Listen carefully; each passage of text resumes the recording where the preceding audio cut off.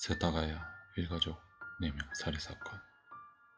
다음은 경찰 수사 자료를 바탕으로 추측한 범인 시점에서의 범행 상황 재현이다.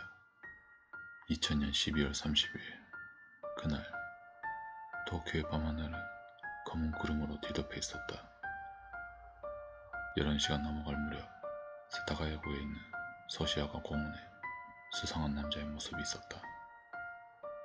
회색 버킷햇에 검은 점퍼, 검은 장갑에 어두운 톤의 목도리를 두르고 발에는 한국산 운동화 슬레진저를 신고 있던 범인은 공원 옆에 지어진 멋진 단독주택을 바라보고 있었다. 시선의 끝에는 회사원 미야자와 미키오 씨의 집이 있었다. 따뜻한 창문의 불빛으로 내 식구가 집에 있다는 것을 알 수 있었다. 범인은 중 2층의 욕실의 작은 창문이 조금 열려 있다는 것을 보고 범행을 결심했다. 작은 창문에 머리부터 들어간 범인은 욕실 안으로 침입했다. 복도 끝에는 아이 방이 있고 약간 문이 열려 있었다. 범인은 소리를 내지 않고 문을 열어 이던 침대 아래에서 자고 있던 레이군을 내려다봤다. 범인은 양손으로 단번에 힘을 주어 레이군의 목을 졸랐다.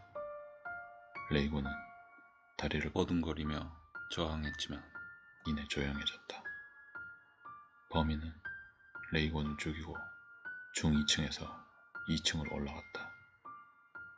부엌을 지나서 거실로 들어갔다.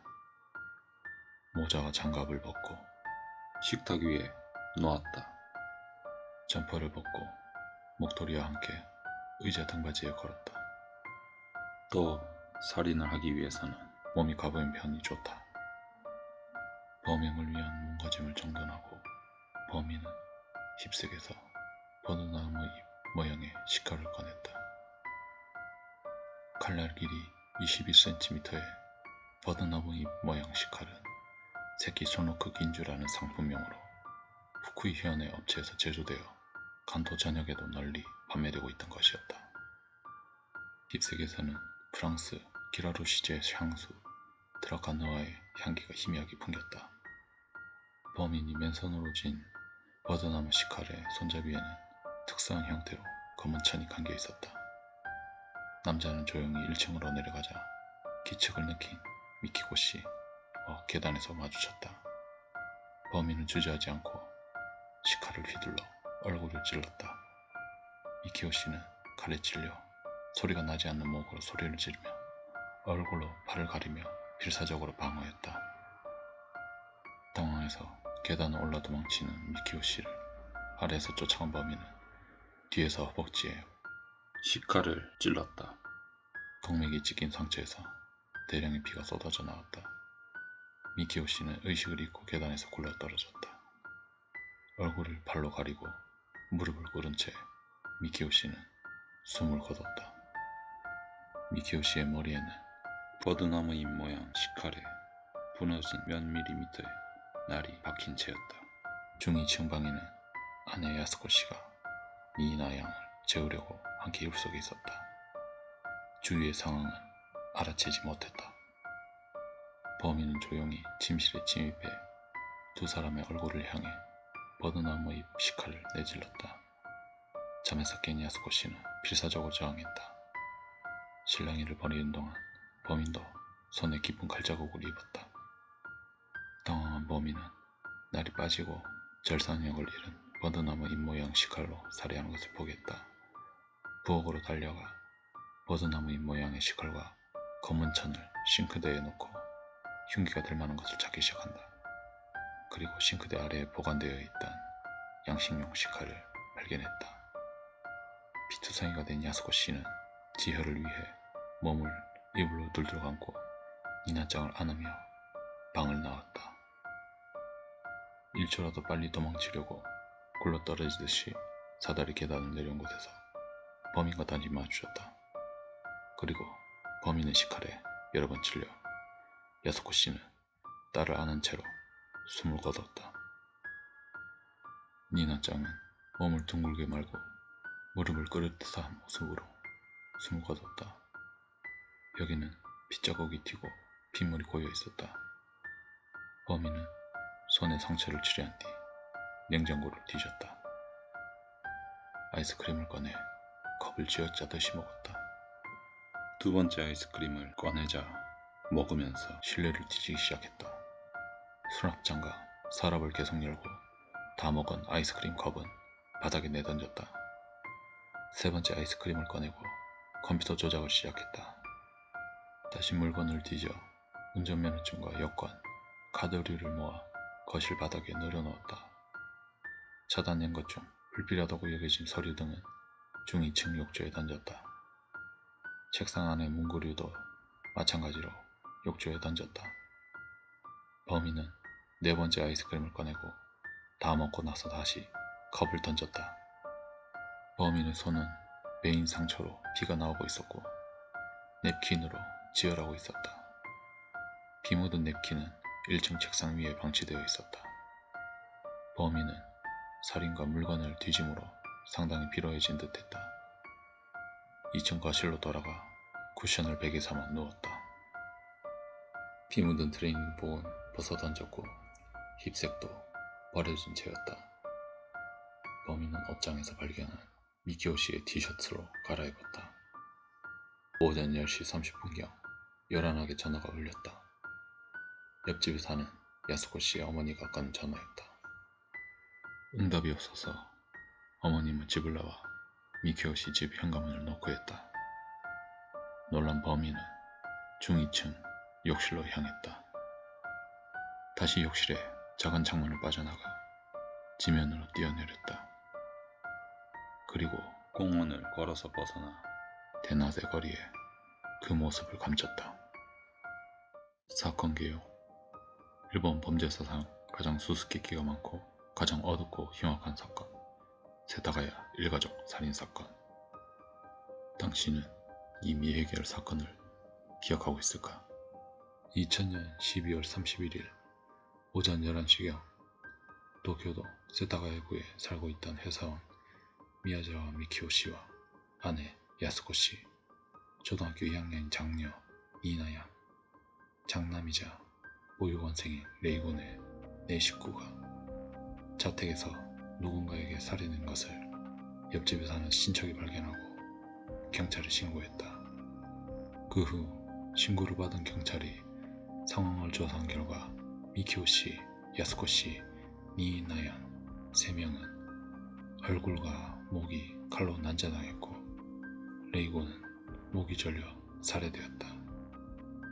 게다가 실내를 뒤져 야스코 씨가 자택에서 운영하던 학습학원의 수업료 약 20만엔이 가져간 것이 밝혀졌고 살해 방법이 잔인하고 금전적 피해 상황으로 인해 경찰은 이 사건의 범행 동기를 원한 또는 금전 목적 혹은 둘 다의 가능성이 있다고 보고 수사를 진행했다. 하지만 이 사건에는 많은 수수께끼가 남아있어 아직 범인 체포에는 이르지 못하고 있었다. 사건의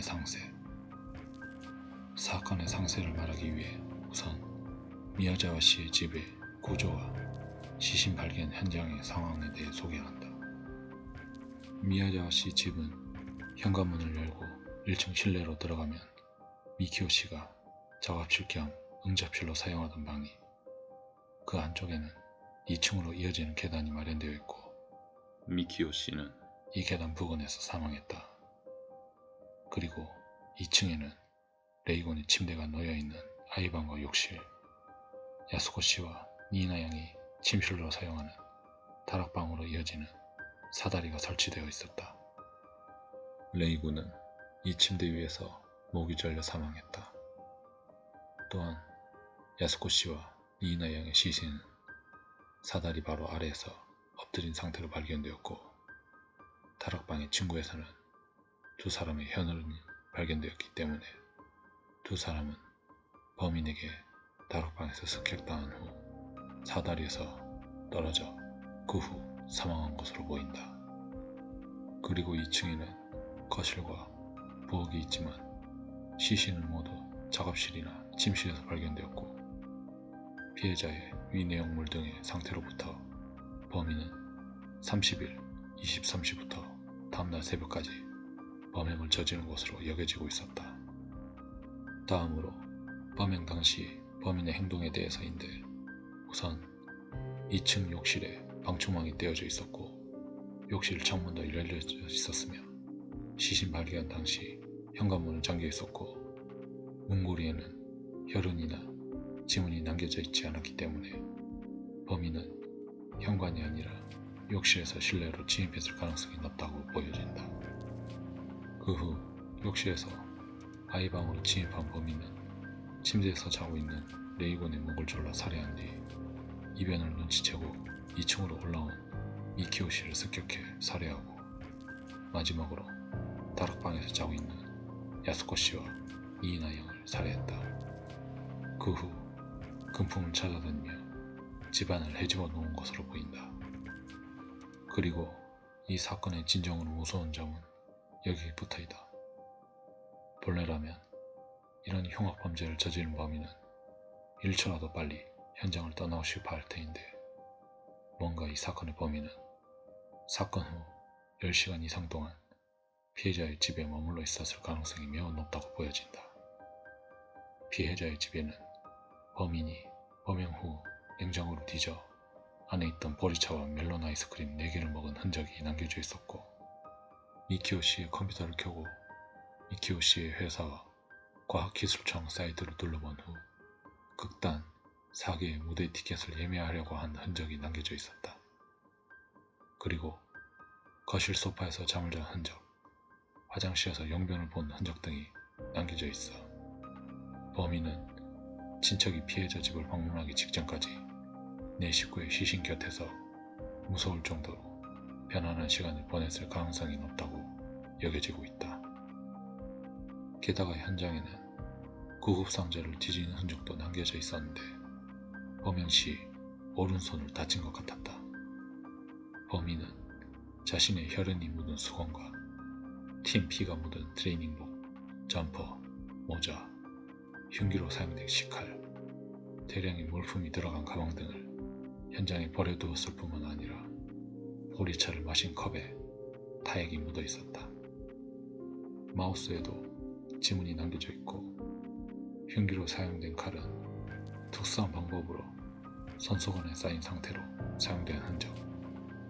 버려진 가방의 내용물에는 일본에서는 구할 수 없는 물건도 많이 포함되어 있다는 점은 특정 계층에서 인기 있는 향수가 남겨져 있다는 점, 범인의 발자국으로 운동화 모델명이 특정된 점, 범인은 범행 시 옆으로 걷는 특수한 이동 방식을 사용했다는 점 등 범인 특정으로 이어질 수 있는 흔적을 대량으로 남긴 채 피해자 집을 떠났다.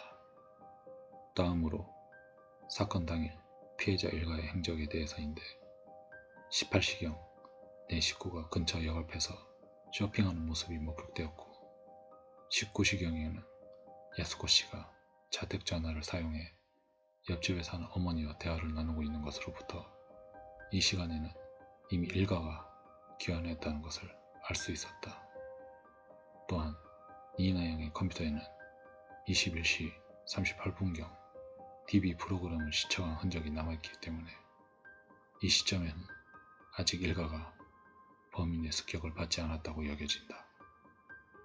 또한 사건 당일 현장 부근에 있던 인근 주민과 행인들로부터 20시 30분경 피해자 집 인터폰이 울렸다고 한다. 23시 30분경 피해자 집에서 쿵 하는 큰 소리가 들리고 한밤중에 피해자 집에서 남녀가 말다툼하는 소리가 들려왔다는 정보가 접수되고 있어 이것들이 사건과 관련되어 있을 가능성이 높다고 여겨지고 있다. 범인의 특징 A형 20대 남성 오른손잡이 신장 170cm 마른 체형 흡연자가 아님 대담하고 뻔뻔하지만 꼼꼼한 성격 군대에서 걷는 것 같은 옆걸음 범인은 범행 시 손을 다쳤다. 현장에 남겨진 혈액으로부터 혈액형은 A형이라는 것이 판명되었다. 살해된 가족 중에 A형은 없었다. 또한 범인은 남성이라는 것도 밝혀졌다. 혈액검사에서는 항정신성 의약품이나 감기약, 각성제 등의 반응이 보이지 않았다. 흡연자가 아니라는 것도 판명되었다. 피해자가 집 냉장고에서 맥주에는 손을 대지 않았고 보리차가 마셔졌다. 피해자의 상처 자국으로부터 범인이 오른손잡이일 가능성이 높다는 것을 알 수 있었다. 범인의 지문은 소용돌이 무늬이며 피해자 집에서 여러 개 발견되었다. 하지만 과거 범죄자의 지문 데이터와는 일치하지 않았다. 범죄 경력이 없을 가능성이 있었다. 복장을 토대로 범인의 신장은 약 170cm, 마른 체형에 배둘레는 70에서 75cm로 추정된다. 경시청의 요약에 따르면 범인은 1965년부터 85년생이고 사건 당시 15세였고 현재 35세라고 한다. 이는 신체적인 증거에 근거한 것이다. 2018년 5월 현장에 남겨진 유류품으로부터 범인이 15세부터 20세의 마른 체형의 남성이라고 좁혀졌다. 힙색의 판매 기간이나 내용물, 사이즈로부터 이 추정이 이루어졌다. 범행 시 행동을 토대로 성격은 대담하고 뻔뻔하지만 꼼꼼한 면도 있었다는 것이 추측된다. 살해 후 범인의 행동. 범인은 피해자 집에 10시간 이상 잠복해 있었을 가능성이 있었다. 이 정보는 피해자 집의 PC 기록으로부터 추측되었다. 하지만 야간에 도주했을 가능성도 제기되고 있었다. 범인은 피해자 집에 전화선을 뽑아 놓았다. 그 때문에 전화가 연결되지 않아 의심스러워한 야스코 씨의 친정어머니가 피해자 집을 방문했다.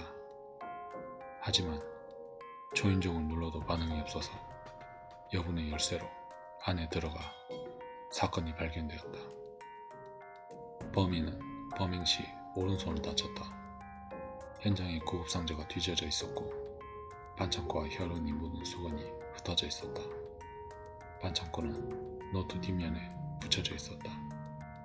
생리용품도 지혈을 위해 사용된 흔적이 있었다. 사건 후 범인은 피해자 집의 냉장고에서 보리차와 멜론 아이스크림을 먹었다. 아이스크림 용기는 여러 곳에서 발견되었다. 아이스크림 컵은 구겨져 있었으며 이빨 자국도 남겨져 있었다. 2층 거실에도 뒤진 흔적이 남겨져 있었다. 소파에는 현금 카드 등의 카드류가 놓여져 있었다. 그 근처에는 수첩이나 은행 예금 통장, 운전면허증 등이 있었다. 이것들은 생년월일을 알 수 있는 서류이다. 옷장이나 책상에 서랍이 뒤져진 흔적이 있고 이는 빈집털이 특유의 수법이라고도 한다. 2층 욕실에서 욕조에 아버지의 업무 관련 서류나 어머니의 학원 서류가 흩어져 있었다. 지혈에 사용된 생리용품이나 수건, 아이스크림 컵도 보였다. 이는 범인이 집을 뒤지고 불필요한 물건을 욕조에 버렸을 가능성이 있었다. 또한 1층의 벽장부터 욕조에 흩어져 있던 서류가 들어가 있었던 서랍이 2층의 화장실 앞까지 옮겨져 있었다. 욕조에 흩어져 있던 서류나 광고 전단지는 가위나 손으로 찢겨져 있었다. 범인은 화장실도 사용했다. 범인은 피해자 집에 화장실을 사용하고 화장실 안에서도 가방을 뒤진 흔적이 있었다. 그리고 화장실은 왜인지 물을 내리지 않았고 범인의 대변이 그대로 방치되어 있었다. 화장실에 남겨져 있던 대변의 일부에서 고마아에가 검출되었다. 이는 피해자 일가의 위 내용물이나 식사와는 다르다. 또한 대담하게도 거실의 소파에서 잠을 잔 흔적도 있었다고 한다. 게다가 피해자 집 1층 서재에 있는 PC에도 범인에 의해 조작된 흔적이 남겨져 있었다. 통신 기록에 따르면 범행 시각 직전인 30일 22시 20분부터 50분경 PC가 조작된 흔적이 있었다. 피해자는 이 시간대에 생존해 있었고 인터넷을 사용하고 있다고 여겨졌다. 하지만 31일 오전 1시 18분과 오전 10시 5분에는 범인에 의한 인터넷 접속이 있었다. 접속 시간은 어느 쪽도 5분 정도였다. 마우스에는 범인의 지문이 검출되었지만 키보드에서는 검출되지 않았다. PC의 전원 케이블은 마저 떨어져 있었다. 이 정보는 범인이 피해자 집에 반나절 가까이 잠복해 있었다는 것을 시사하는 증거가 되고 있었다. 하지만 마우스가 떨어지는 충격으로 자동 접속할 가능성이나 오전 10시 5분에 접속해서 특별한 활동이 없었던 것으로부터 범인이 야간에 도주했을 가능성도 높다고 여겨지고 있었다. 범인은 피해자의 회사 사이트나 전문적인 성격이 강한 사이트에 접속하고 있었다. 또한 극단 4개의 티켓을 예약하려 시도하다 실패했을 가능성도 있었다. 범인은 즐겨찾기에 등록되어 있던 사이트를 열람하고 마지막에 강제 종료했다. 처음에는 순환 소프트웨어에 의한 자동 접속이라는 견해도 있었지만 사이트 내의 콘텐츠로 열람되었고 플러그가 인위적으로 뽑혀진 가능성이 크다고 여겨졌다. 왜 미해결이 되고 있는 걸까? 이렇게 많은 정보가 갖추어져 있으면서 왜 경찰은 범인을 특정하지 못하고 본 사건은 미해결 사건이 된 것일까? 여기에는 경찰의 수사 방법이 깊이 관련되어 있다고 전해진다. 우선 현장에 남겨져 있던 대량의 유류품이나 흔적으로부터 경찰은 본 사건을 곧바로 범인을 체포할 수 있을 것이라고 낙관하고 있었던 것 같다. 초동수사 시점에서 현장 부근의 역에서 오른손에 상처를 입은 남자가 목격되기는 했으나 범인이 전철을 탈 가능성이 낮다고 단정지어 수사를 뒷전으로 밀어버렸다. 단서가 남겨져 있었을 가능성이 높은 현관을 경찰이나 구급대원이 밟아 엉망으로 만들어버리는 등 엉성하기 짝이 없는 태도로 수사에 임하고 있었다는 것을 알 수 있었다. 이것들이 범인을 놓치는 치명적인 실수로 이어져 버렸다고 여겨지고 있었다. 또한 실내가 뒤져져 서랍이나 벽 등 많은 곳에 범인의 지문이 발견되었다. 양손 엄지손가락에 지문이 선명하고 중심에서 동심원은 부리는 소용돌이 모양의 소용돌이 문양이라 불리는 유형이었다. 지문의 모양이 돼지코를 닮았다는 점에서 수사원들은 돼지코라고 부르고 있었다. 지문은 개인마다 다르고 평생 변하지 않기 때문에 증거의 왕이라고 불린다. 이 때문에 당시의 수사관부는 한 사람이라도 더 많은 지문을 채취해서 대조하라고 수사원들에게 지시를 내렸다. 당시 경찰은 인근 주민이나 관계자 등 조금이라도 수상한 인물의 지문을 모조리 채취해서 대조하는 롤러 작전을 전개했고 현재까지 무려 5천만 명이 넘는 사람들의 지문이 대조되고 있지만 현장에 남겨진 범인의 지문과 일치하는 사람은 아직도 발견되지 않고 있다. 게다가 수사 대상의 수가 너무나도 방대하기 때문인지 보고서에는 지문 불일치라는 간결한 정보만 기재된 사소한 것이 많고 그 외의 정보를 무시해버리고 있다는 것을 알려져 있었다. 지문과 더불어 범인 특정의 결정타가 되는 것이 DNA다. 범인은 미야자와 씨 등을 습격했을 때 다쳤다고 보이며 실내에는 범인의 혈흔이 발견되었다. 이 혈흔에서 DNA가 채취되어 유력한 증거가 되고 있었다. 수사본부는 2005년 8월 어느 대학에 범인의 혈액을 가져가 DNA에서 범인을 추적하려고 했다. 이 대학에는 DNA 감정의 권위자로 여겨지는 연구자가 있었다. 연구자는 개인을 특정하지 않는 방식으로 전용 데이터베이스를 사용해 전 세계에서 모은 약 1만 명분의 DNA와 대조했다. 2006년 4월에 정리된 결과에 따르면 범인의 뿌리는 부계가 일본이나 중국, 한국을 포함한 동아시아, 모계는 일본인이 아니라 아드리아해 주변의 남유럽계 민족일 가능성이 높다고 여겨졌지만 범인 좁혀내기로 이어지지는 않고 있었다. 2010년경에는 현장에 남겨진 혈액으로부터 범인이 어떤 병에 걸렸던 적이 있는지를 알아내려고 수사원들이 시즈오카 현의 연구기관을 찾아갔다. 유전에 정통한 학자가 프라이버시 보호의 관점에서 개인을 특정하는 것은 아니다 라는 것을 조건으로 맡았지만 혈액에서 유전적으로 걸리기 쉬운 병을 밝혀내는 것은 할 수 없었다. 수사본부는 경시청의 용의자 데이터베이스 등 약 130만 건의 DNA형과 대조하고 해외에서도 조회하고 있지만 일치하는 것은 발견되지 않고 있었다. 유력한 실마리는 얻어지지 않고 있지만 수사관부는 분석 방법은 진화를 거듭하고 있었다. 사건 해결에 희망이라는 점은 변함없다 라고 기대를 걸고 있었다.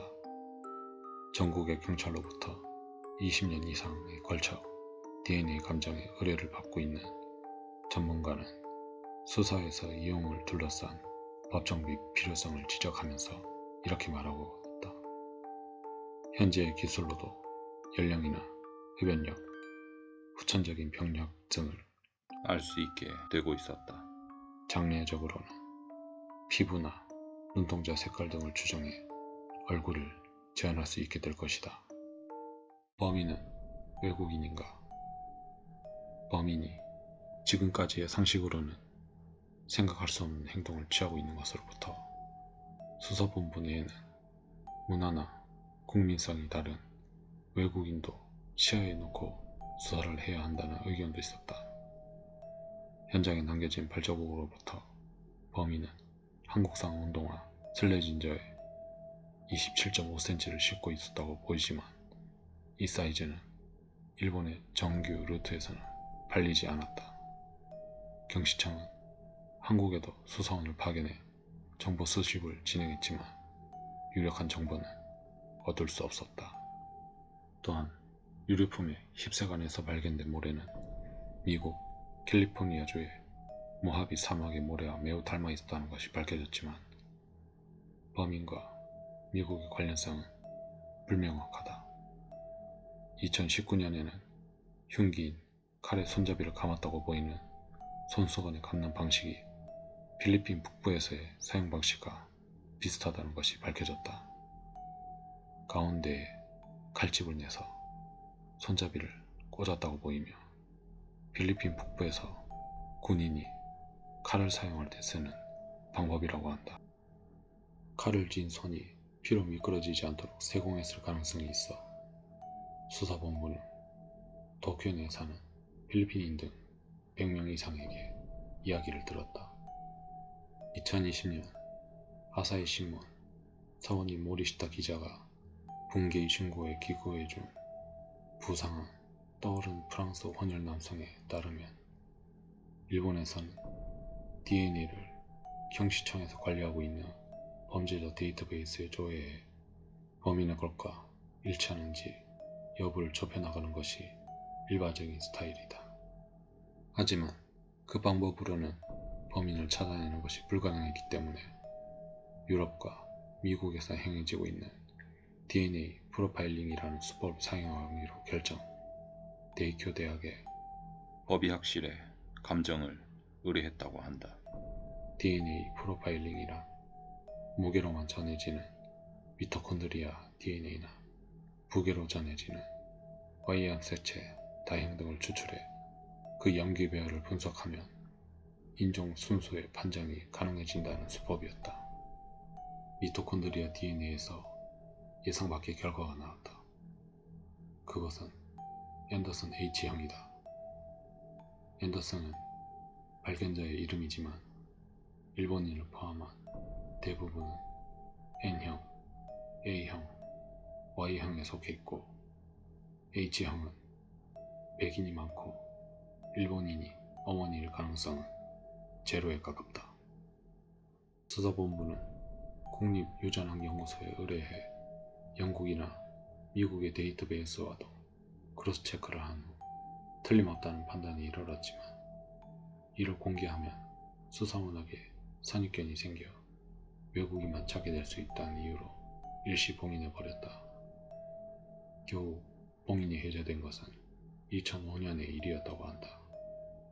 봉인이 해제된 후 미토콘드리아 DNA 샘플을 재분석했지만 결과는 틀림없이 앤더슨 H이며 게다가 15형이라는 것도 밝혀졌다. 15형이란 유럽의 지중해 쪽을 나타내는 기호이다. 한편 재분석한 교수는 동시에 북의 Y염색체 감정도 실시했다. 결과는 북에는 일본인을 포함한 아시아 민족에게 많이 보이는 O3E 스타라는 것을 알 수 있었다. 즉, 범인의 어머니는 지중해에 사는 유럽인, 북에는 일본인을 포함한 아시아인일 가능성이 높다는 것을 알게 되었다. 확실히 범인은 프랑스의 기라로시라 향수가 묻은 레글란 셔츠나 손수건에 뿌려져 있어 일본인과는 거리가 먼 복장이라는 것도 감정 결과와 일치한다. DNA는 거짓말을 하지 않는다. 하지만 동기라는 전제로 생각하면 혼혈의 젊은이가 미야자와가에 출입해 일가족을 살해할 가능성은 도대체 무엇이었을까? 수사본부는 세타가야구 등 사건 현장에 가까운 구청에 혼혈이 있는지 수사를 실시했다. 하지만 호적에서 유럽계 혼혈을 찾아내는 작업은 간단하지 않았다. 대개의 경우 아버지 쪽만 기재되어 있기 때문에 좀처럼 그럴싸한 인물은 떠오르지 않고 우연히 탐문에서 프랑스에 있는 혼혈 남성이 발견되었다. 하지만 프랑스와 일본에는 범인 인도조약이 없었다. 어쩔 수 없이 수사관은 몰래 프랑스에 건너갔다. 수사영장 없이 용의자의 어머니를 미행해 쓰레기통에서 어머니의 미토콘드리아 DNA를 입수했지만 완전히는 일치하지 않았다. 그 후 이 용의자는 일본에는 귀국하지 않았기 때문에 이 수사는 진전되지 않고 있었다. 가능성이 완전히 없어진 것은 아니다. 범인의 가방 안쪽에 적색계통에 염료가 묻어있고 이것도 원료가 독일에 있는 제조업체라는 것을 알고 있었다. 그리고 범행 당일에 전후의 현장 부근에서는 역에서 목격된 오른손을 다친 사람 외에 사건의 며칠 전부터 집 앞에 수상한 차가 자주 서 있는 것을 친척이 목격한다. 같은 달 27일 오전 피해자의 집을 엿보고 있는 40대 중반쯤 돼본 수상한 남자가 목격되었고 사건 당일 19시와 22시경에 범인이 현장에 남겨둔 모자와 비슷한 모자를 쓴 35세에서 40세 정도의 남성이 목격된다. 사건 전날 현장 부근의 슈퍼마켓에서 범행에 사용된 칼과 같은 타입의 칼을 구매한 남성이 발견되었다. 같은 달 27일 이 채널 게시판에도 본 사건의 범행 여부로 받아들여질 만한 글이 게시되어 있었는데 다수의 수상한 사람에 대한 목격 정보가 잇따랐다. 하지만 정보가 너무 많은 데다가 신빙성에 의문이 남는 것도 많아 이것들은 오히려 혼란을 초래하는 결과가 되고 말았다. 이 결과로 경찰은 본 사건의 범인에 대해 신중 175cm에서 180cm, 연령 25세에서 35세의 마른 체형의 남성 또는 신장 170 전후 30대 남성이라고 단정을 지었지만 정보가 많아 그 이상의 범인상도 떠오르고 있었다. 피해자 집 주변 상황에 대해 사건 당시 피해자 집 주변의 상황은 다음과 같다. 2001년 10월 촬영에서는 주변에 다른 몇 채의 집도 있었다. 피해자의 집은 소시가의 공원의 북쪽 입구에 가까운 위치에 있다. 공원 확장 공사로 인해 많은 집이 이사를 갔고 피해자 집도 2001년 3월에 이사 예정이었다. 사건 당시 주변에는 피해자의 집, 옆집, 맞은편 두 채를 합쳐 4채의 집만 남아있었다. 야간에는 사람의 통행이 적고 목격 증언도 제한적이었다. 피해자 집 근처에는 스케이트보드를 탈 수 있는 광장이 있어 스케이트보드와의 사이에서 소음 문제가 발생하고 있었다. 공원에는 폭주족도 출입했고 피해자 집과의 사이에 트러블이 있었다고 한다. 주변에서 2000년 여름 이후 길고양이 학대 사건이 몇 건 발생하고 있었다. 사건 직전인 12월에도 한 건의 학대 사건이 보고되고 있었다. 피해자 집의 방범 대책에 대해 현관 우편함에는 센서가 있어 사람이 지나가면 방범용 라이트가 점등되는 구조였다. 현관문에는 미화록에서 만든 특수한 열쇠가 사용되고 있었다. 열쇠 구멍은 문의 상부와 노부에 2개가 있었고 한 개의 열쇠로 양쪽 모두 열 수 있었다. 게다가 도어 체인도 설치되어 있었다. 피해자 부부에 대해 아버지는 도쿄대학 농학부를 졸업한 후 애니메이션 제작에 종사하고 편집 프로덕션을 설립했다. 또한 퀴즈 프로그램 제작에도 출제하는 등으로 관여하고 있었다. 사건 당시 영국계 컨설팅 회사에서 CIA 업무에 리더로 종사하고 있었다. 아버지는 사건 전날까지 일기를 쓰고 있었지만 트러블에 관한 기술은 없었다. 어머니는 1990년 12월부터 프랜차이즈 방식의 학원을 옆집 자매 부부의 집에서 개설하고 있었다. 피해자 집 1층에 있던 학원 서류는 2층 욕조에 던져져 있었다. 1992년 옆집 자매 부부 일가가 해외로 이사간 후에는 어머니의 친정어머니가 혼자 살게 되었다.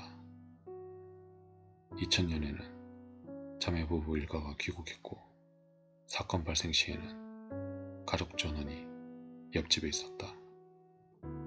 어머니는 1989년부터 도쿄 메구로선 오쿠사와역 앞에서도 학원을 운영하고 있었다. 세타가의 일가족 사건에 대한 코멘트. 가장 슬펐던 것은 딸 감싼 엄마가 가장 많이 찔렸다는 이야기. 어머니는 정말 위대하다. 지옥과 천국이라는 곳이 정말 존재하고 있기를 기도한다. 항상 생각하지만 어떻게 이렇게 어린아이에게 주저없이 칼을 꽂을 수 있었을까? 이렇게 잡히지 않는다면 경찰서에 높으신 분이라든가 국가에 높으신 분과 연결되어 있다고 밖에 생각할 수 없다. 슬픈 사건이었습니다. 범인은 절대 용서할 수 없습니다. 어째서 범인이 잡히지 않는 걸까요? 돌아가신 분들의 원혼을 달래지 못해 죄송할 따름입니다.